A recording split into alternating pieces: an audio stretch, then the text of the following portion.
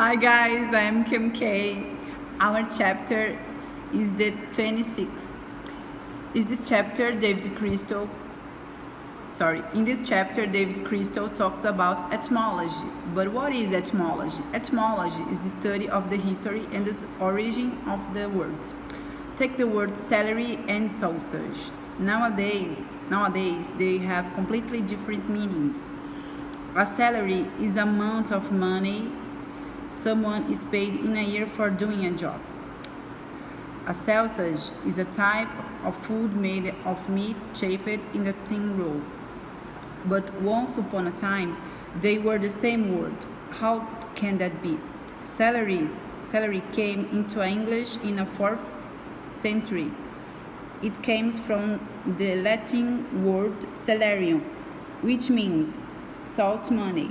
Roman soldiers were given money especially to buy salt, which was a very important substance, as it helped to preserve food. Sausage also arrived in English in the 14th century, coming from another Latin word, salsichum, which means something made for salted meat. The common element into a two words is sal, which is in Latin word salt. Sometimes words change their meaning in the ways which make us think about them very difficultly. He said, David Crystal, that when he was a boy, the only sense of cowboy that he knew was the only in the films, where there were cowboys and Indians. The cowboys were always the good guys. But since 1970s, another meaning has coming along. If we hear someone talk about cowboys builders, that's not nice. They are people who don't have the right skills and who do inferior work. Today, cowboys are the bad guys. We find the opposite type of changing taking place too. Words taking a good meaning. Nice is an example. This word came into a language in the 1300, meaning foolish or ignorant. It later developed other negative meanings, such as showy, fussy, or lazy. But gradually, other senses developed.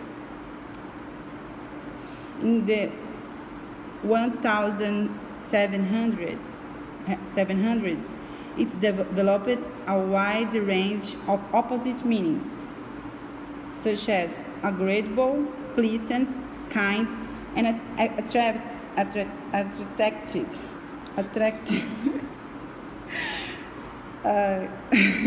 And these are the ones we have today. All the words have a history, and that includes the names of people and places. We won't find these in a dictionary because they exist outside of a language. We might know such names as Paris, Bordeaux, and Francois, but that doesn't mean we can't speak French. And similarly, people who speak other language can talk happily about such names as David, Elizabeth, Manchester, and can duck without knowing a word of English. So this is for today, guys. Bye bye. Love you.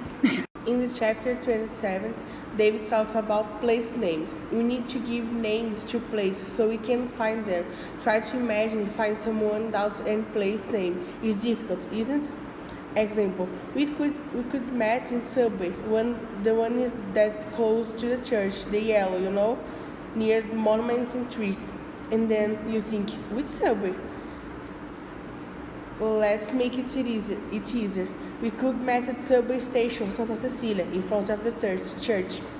And why this place have these names? Like Washington is named after the first president of the United States.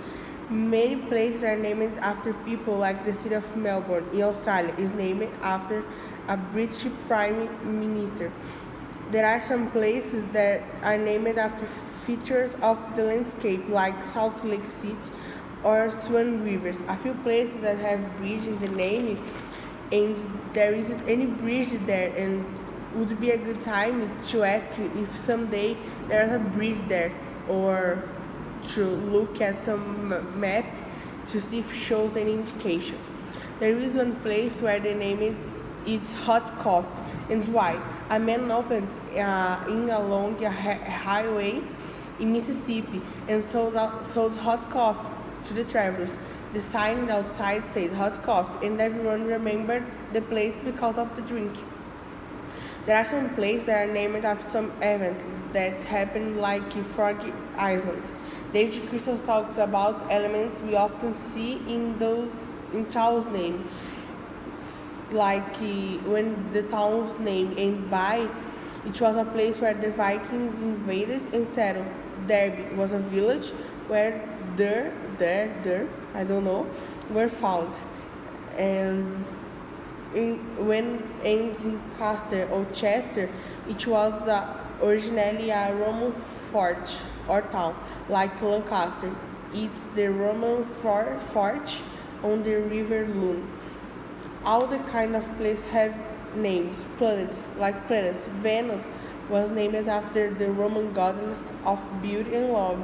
Cities. Birmingham is the village of Birmingham family. We give names to everything, like fields, river, hills, and house. House, yes, house. There are people who love their house and name it. Some of the names just describe how they look, or where they are, or what was to happen there, like the croft, the flowers, or the old vintage. There are houses that are named after animals, holidays, destinations, favorite books, people who live there, and even foreign language, like Casa Nostra, our house in Spanish. And to finish, ask people why their house have that name. People love to tell the story behind their house name. Thank you.